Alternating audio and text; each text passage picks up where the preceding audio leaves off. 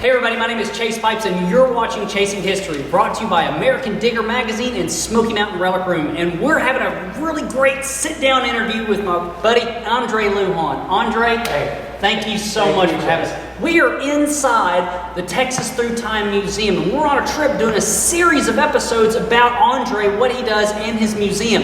And we just wanted to sit down and share with you guys how he got started and what he's doing here at the museum. So what got you into fossils to begin with? Man, like every kid, that first tangible experience, getting to touch a fossil, getting to see a fossil up close and personal.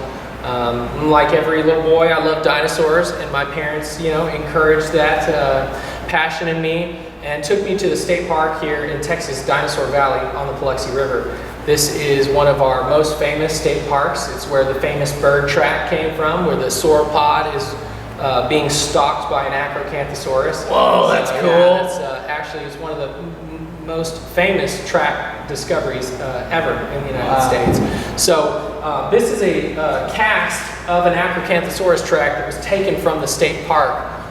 It's a footprint like this that I stepped into when I was 4 years old. That really was the catalyst that led me here. Wow, so that is what got you out, that being able to touch it, being able to see it, being able to experience it, is what led you to where we are today. Yes. That's awesome. So when did you first go out into the field and start looking for dinosaur stuff? Well, life happens and dinosaurs aren't really cool in high school and that sort of thing. So like any young man, I had other interests, and as I started to get a little bit older, I would get down in creeks and look for things, and I found a Tychodus tooth when I was out painting some scenery. Now what's a Tychodus? It's a type of shell-crushing shark. It's got a large dome on top. It looks like it's got a thumbprint on it. It's used for crushing bivalves and things like that. Okay, bottom feeder. Not necessarily. They were, their food lived on the bottom, but they were, actively hunting and stuff like that. Anyways, when I found this Tychodus tooth, I thought immediately it's either something nobody's ever seen before, or it's from outer space. Those are the only two options at that time. But I went to the library and found a book, Collector's Guide to Cretaceous Sharks and Rays of Texas, and learned very quickly that it was known and pretty common, and there were lots more to find. So that kind of hooked me in, and I started spending every weekend out in the field looking for shark teeth, looking for any other kind of fossils that I could find. And really just that diving in wholeheartedly to that passion is, it just kind of ballooned. So just going out on your own, meeting ranchers, saying, hey, can I go look for stuff here, look for stuff there? Yeah. And being able to go out and actively find that stuff yourself is what got you into it. Yes, and so, to answer your question, about 15 years ago is when I really dove in hardcore to this passion, and I joined a group called the Dallas Paleontological Society and met a lot of wonderful people and learned a lot. But quickly, that group became,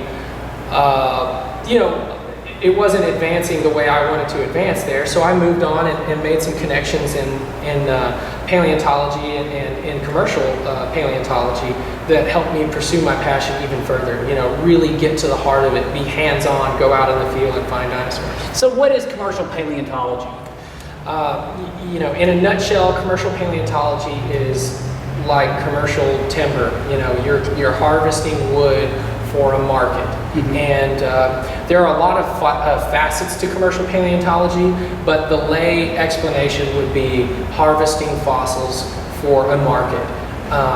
That could be for institutions like the Sternbergs collected fossils for the Field Museum, the Smithsonian, you name it, big institutions most likely have a Sternberg specimen.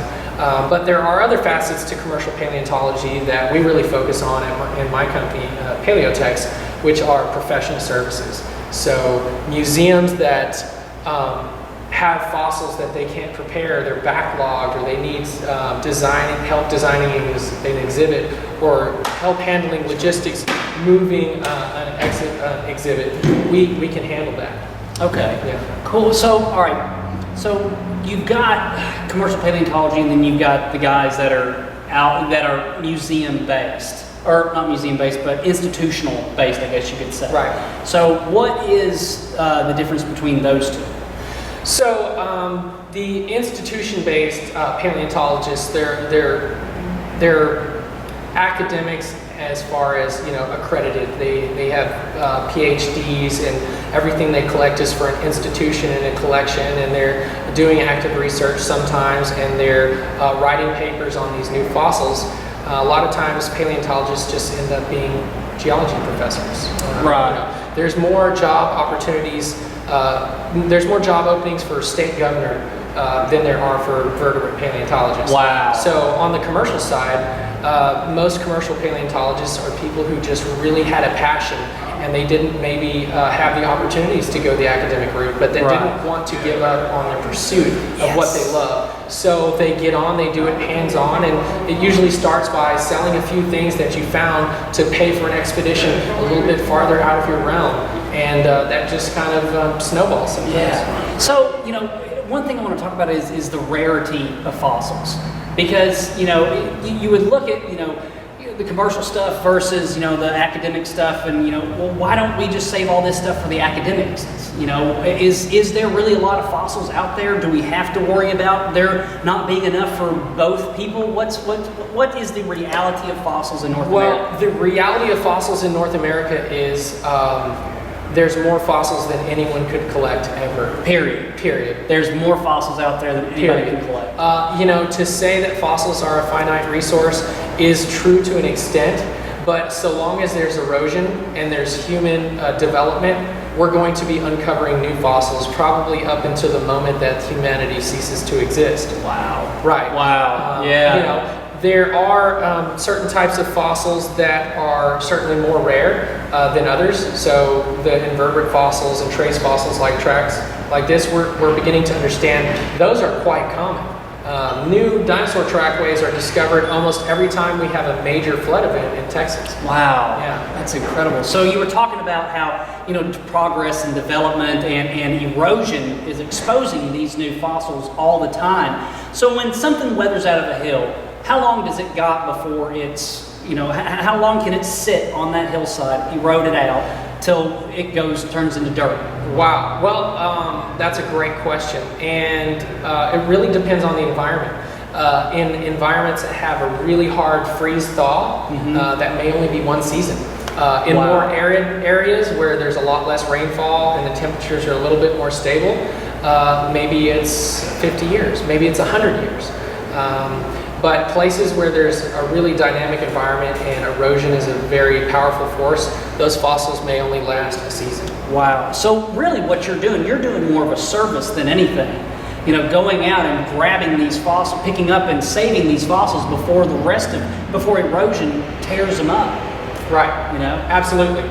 Yeah, so we're trying to save fossils from the forces of erosion and bring them here so people can get hands-on and have that intimate experience with paleontology that changed my life and hopefully will change the life of some other young person. God, dude, that's so cool, man. I mean, I love how you started out and you're doing it. You're doing your dream, dude. So tell us about this dream. Tell us about this museum that we're sitting in, how that progressed. Well, April 30th last year, we closed on the purchase of this building. A little bit earlier than that, I filed paperwork to start a nonprofit, which is Texas Through Time, and we are a full 501c3 public charity. And really the mission was, up until this point, I was a commercial paleontologist trying to pursue my passion and make a living.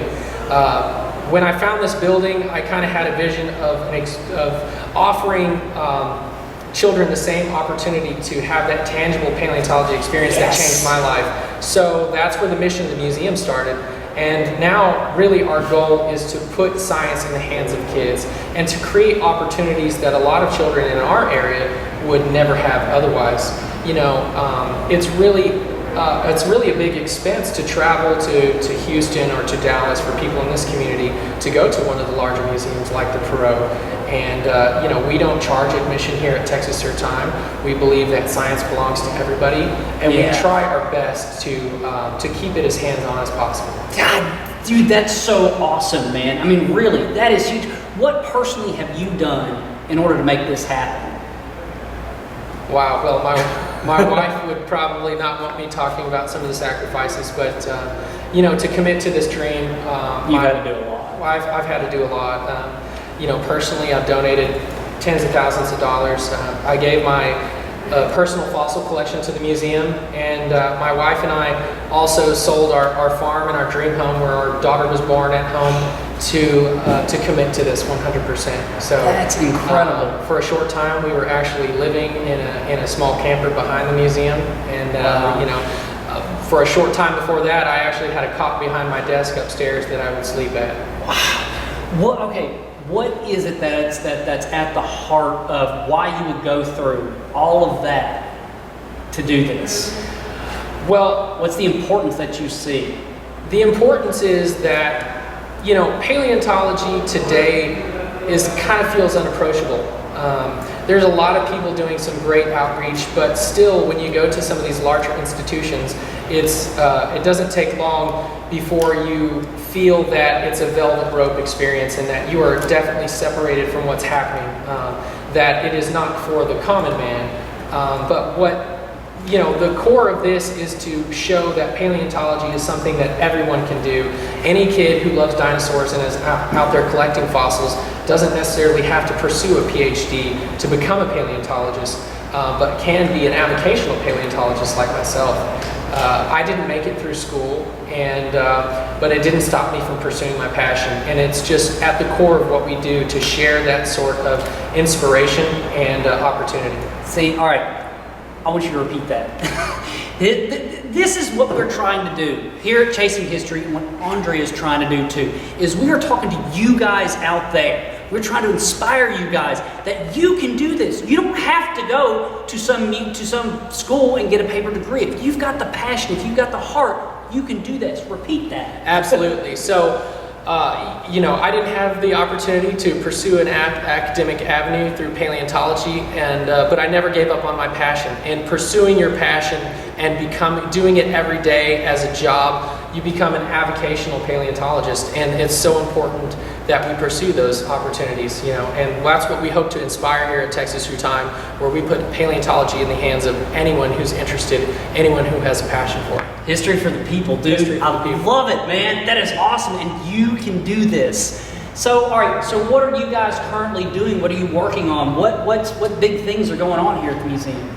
Wow. We've discovered a new species of dinosaur never found in the state of Texas before, so there's going to be another episode on that. So. Kind of a big deal. Yeah. I mean, as a kid, 4 years old, stepping in a dinosaur track like this, what is the first thing? What's the next thought in your mind? I want to find a new dinosaur. Yeah. And I hope to show through our discoveries here that passion leads you to those kind of discoveries. So we have found a new dinosaur. I found a new dinosaur, and that it's on display here in the museum. That's so cool, man. Yeah, dude, absolutely. You started out and you found a brand new species of dinosaur. A brand new species, possibly a new genus. So, man, that's great, dude. Right. We're also putting together some active research projects. We're inviting paleontologists from the Denver Museum and anyone else who's interested to come be a part of this ranch that we've discovered and the fossils that we're finding, because it's a very understudied slice of time on the Mexican border in southern Laramidia, the Western Cretaceous continent. So you're actively reaching out to the institutions and Yes. saying, hey, here's what we found. We want you guys to come and study this also. Yes. So you're sharing the knowledge. Absolutely. And That's great. We're also donating fossils that we find. We're not keeping everything here. Fossils that would be good in another institution, we're donating to them so that they can have them at their home institutes. Dude, that's awesome, man. Yeah. I mean, really, dude, that is so cool. So what's your long-term plans? What do you hope this evolves into? Like, if we were to come back 10 years from now, you're driving a nice car, and I'm on television. Yeah. What's your visions of what this will be? Wow, 10 years from now, I hope that this is just a busy museum humming with people and kids that came to visit now and are interning 5 years from now, that are on their way to become PhD paleontologist or pursue some other job in the field of paleontology, like paleo artist or a fossil preparator or a fossil restorer. I hope that this is a destination here in the state of Texas, a shining example of our fossils here in the state, but also a national destination for what small museums can do for their communities and the kind of opportunities that they provide. Dude, you can't get any better than that. I mean, you nailed it. Really quickly, you were naming some of the different. Not everybody, needs to go out and pick something up, but you were talking about a paleo artist and a prepper. What are some of the other things that people can do? Absolutely. So you asked about commercial paleontology earlier, and there are jobs that kind of straddle both sides of the line. So in academic paleontology, there are paleo artists that help do line drawings of specimens to be used in research papers. There are preparators who actually clean the fossils. And there are restorers who take a partial fossil and reconstruct it so that we can better understand what those things might look like whole. Wow. See, there's so much that you guys can get involved in, and there's absolutely nothing stopping you. The only thing that's stopping you is yourself. So stop it and get out and do this. If this is your passion, if this is your dream, if this is your love, you can get out and do this and do exactly what Andre is doing here. Create your own museum, communities all over. Everywhere there's people in the world, there are fossils, and there's a need for places like this all across the country and all across the United States. Absolutely, Chase. And I think it's so important, I hope this does inspire somebody else to do this in their local area, because I think that the future of paleontology in this middle space between commercial and academics is our small museums like ours, where we're reaching across a table to shake hands and do joint research, but not only that, to be at a local level and do grassroots paleontology and put it in the hands of kids that are going to be inspired to pursue that through school. Yeah, rock on. I love it, dude. Like, seriously, I love so much what you're doing. This is awesome. So tell people out there, if they want to come check out this museum, how they can get a hold of you. All right, well, you can check us out on Facebook at Texas Through Time. You can follow us on Instagram at Texas Through Time. You can call the museum at 254-262-DINO. That's 3466 254-262-DINO. And you can also hit us up on our new web address at texasthroughtime.org. And you can swing by and check out the museum here if you're off of, Interstate 35, but we're located in the historic Grimes Garage at 110 North Waco Street in Hillsboro, Texas. That's awesome. Andre, thank you so much, man. I appreciate it. And thank you guys out there for watching this episode. If you get an opportunity, please like and subscribe. We've got a lot more episodes covering a lot of topics. So and remember, you can do this. There's nothing stopping you. You just got to get out there and do it. So, Andre, thanks, dude. Thank you. Mr. Rocks! Woo-hoo!